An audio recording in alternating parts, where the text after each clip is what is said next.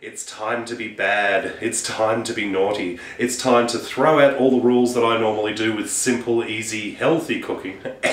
Like I've ever done healthy cooking. This is the one that I've been threatening to do for a very long time. The name of this recipe comes from a friend of mine who, when they first tried it, said that if you ever wanted to get a chocoholic into bed, this is the cake that you make. It is ridiculously naughty. It is definitely not one I would recommend making on a regular basis. In fact, I discovered this recipe 5 years ago, and this is the third time I've ever made it. It is absolutely divine. So, unfortunately, I'm going to have to put this little disclaimer up. Yeah, that ought to do. That's long enough. Okay, legal disclaimers out of the way. It's chocolate sex cake on the One Pot Chef.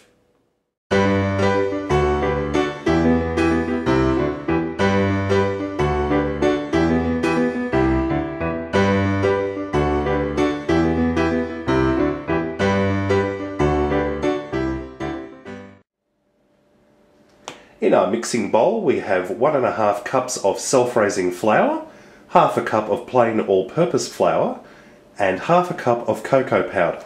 Now I've just sifted all of these into the bowl, and once you've sifted them you can set this aside, and we'll start with melting our chocolate and butter. In our saucepan I have 180 grams of unsalted butter. I'm using unsalted butter specifically because this is a cake. We don't want it to be too salty, and it's really not necessary. So 180 grams of butter. I'm also going to be adding 1 cup of brown sugar. Yum. And get ready for the naughtiness, get ready for the foodgasm.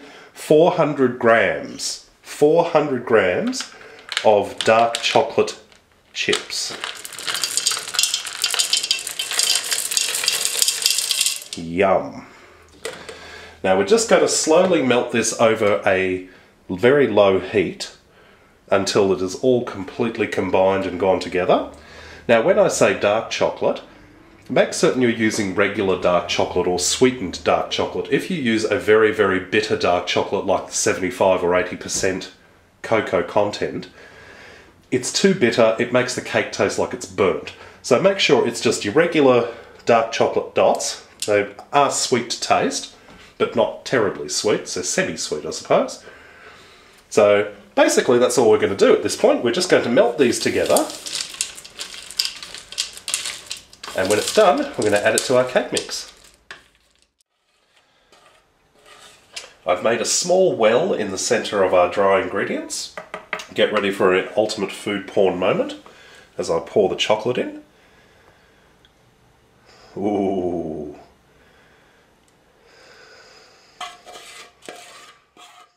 I'm just going to gently bring that together with the mixture. Avoid overbeating this, you just want it to gently come together. And while we're doing this, we're also going to be adding 4 eggs which I've beaten together. As I said, this is a very rich cake, so don't be scared. As you can see, this has all come together very nicely now. You can see it's a very thick batter, but considering this is a very dense cake, it has to be.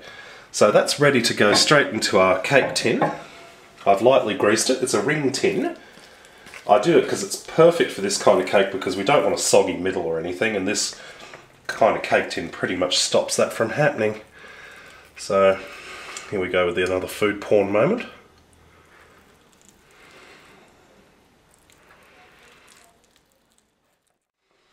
So our batter's there. I've just evened it out with a spatula just to make sure it's nice and even on top. That goes into an oven at 160 degrees Celsius. That's a fairly low temperature for an hour and a half. Once it comes out, let it cool off in the tin for about 5 or 10 minutes, then transfer it to a wire rack to cool completely. And then we'll make our chocolate ganache to go on top. In our saucepan we have 125 grams of unsalted butter. We're just slowly melting that over a low heat. To that we're going to be adding about 200 grams of the dark chocolate chips.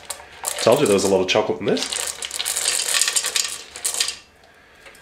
And we're just going to slowly melt that together. As you can see, that is now melted together. It's beautiful, smooth and glossy. Now to that we're going to be adding about 1 tablespoon of cream, thickened cream.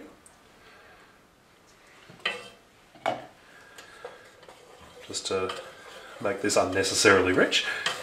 Smooth that through. Gorgeous. And we're also going to be adding about 1/4 cup of powdered sugar. That's icing sugar for us here in Australia. And just mix that through. Once that's completely combined, you need to take it off the heat and let it just sit on the side for about 10 minutes, and it will thicken up into this thick, incredible frosting ganache that you can just spatula onto the cake. Well, our ganache is ready and it's time to start icing this cake. So, wow, this looks so deadly and naughty. Looking at this cake with its glossy frosting all over it, you'd think, that's enough. Couldn't possibly get any chocolate here. Well, I promised there was going to be 3 types of chocolate in this. I've only used 2 so far. I've used cocoa and I've used dark chocolate. But now we've got to have the finishing touch. I've melted some beautiful, smooth milk chocolate, which I'm now going to just gently drizzle all over the top.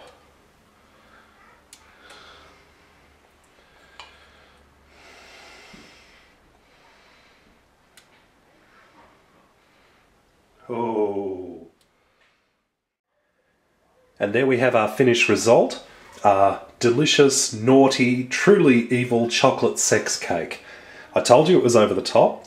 I told you there'd be a lot of chocolate in it, and I told you there'd be 3 types of chocolate.